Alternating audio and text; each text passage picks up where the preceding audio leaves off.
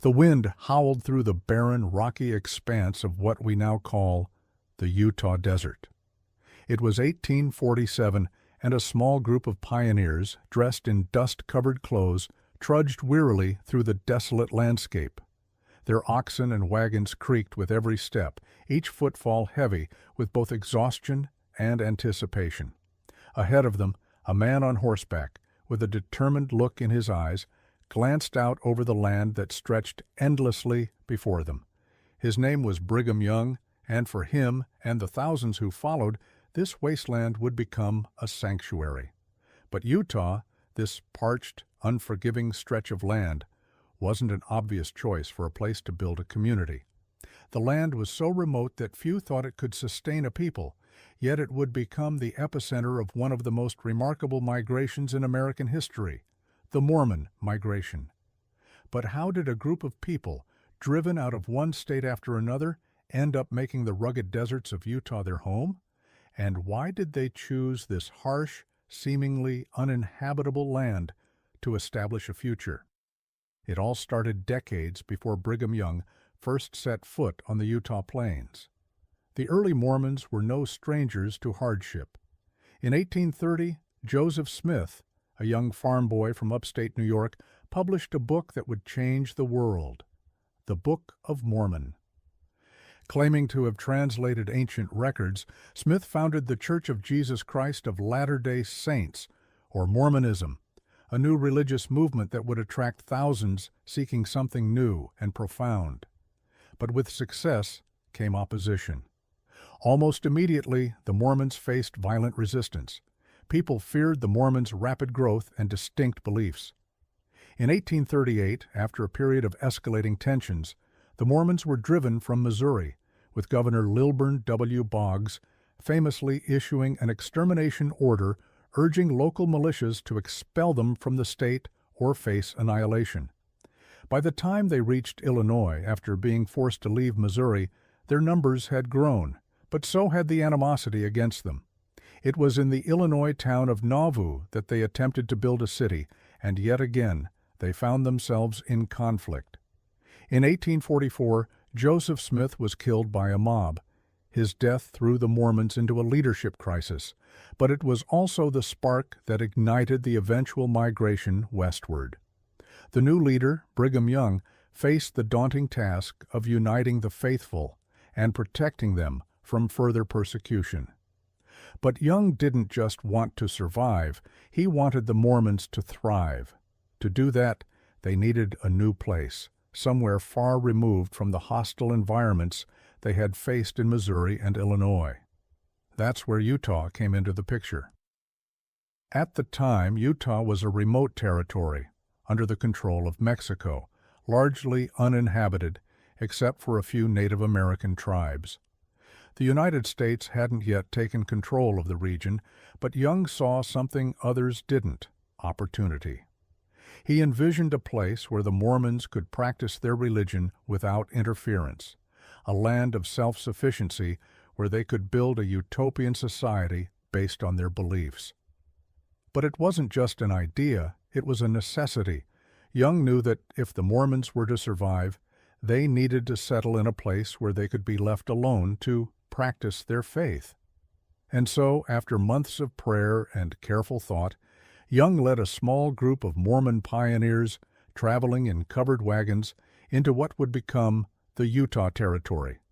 Their journey wasn't an easy one. The trek took months, with brutal conditions and unexpected hardships. The weather was unforgiving, the terrain difficult, and food supplies scarce. Yet, against all odds, they pressed forward, driven by the promise of a new beginning.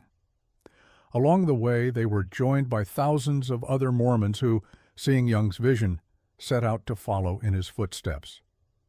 By the time they reached the Salt Lake Valley, more than 70,000 Mormons had made the trek. When Young first set eyes on the Salt Lake Valley, he declared, "This is the right place. Drive on!" But even with his confidence, the land wasn't welcoming. It was dry, barren, and isolated. It was far from the fertile land they had left behind in Illinois and Missouri. Yet Young's faith was unshakable. The valley, as harsh as it appeared, was perfect for the Mormons' long-term vision. Over the following years, Brigham Young and his followers transformed the arid Salt Lake Valley into a thriving, self-sufficient community. Water was carefully channeled to irrigate crops. Homes, schools, and churches began to sprout up in the desert. The Mormons, who had faced rejection and violence everywhere they went, finally found a place they could call their own. However, this newfound peace came with its own set of challenges.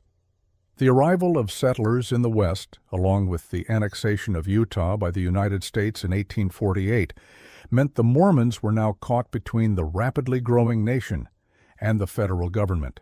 Tensions flared. Brigham Young, who had established a theocratic system of government in Utah, found himself at odds with Washington. The struggle between Mormon self-governance and federal authority reached a boiling point.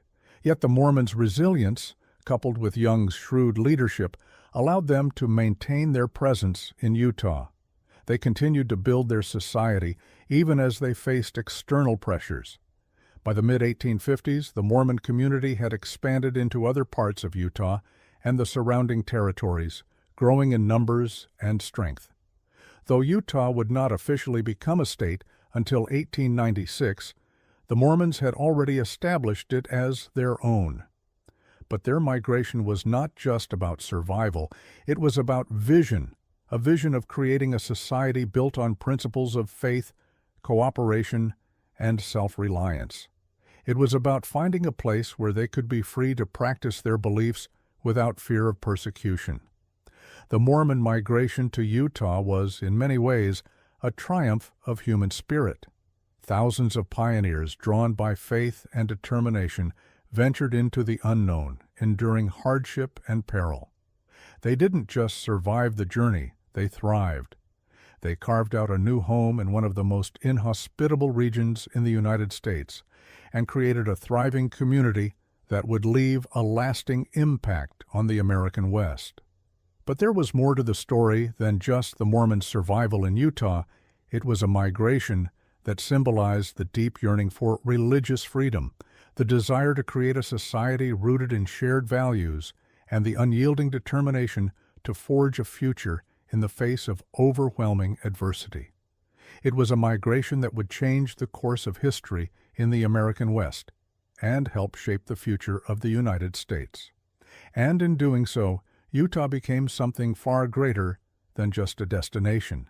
It became the heart of Mormon history, a testament to the power of faith, vision, and the unbreakable will to find a place to call home.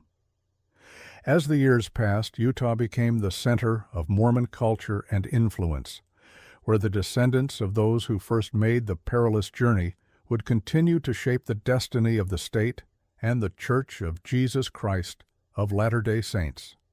And today, Salt Lake City, with its towering spires and bustling streets, stands as a living testament to the legacy of that extraordinary migration, a migration born of faith, resilience, and the hope of a better future.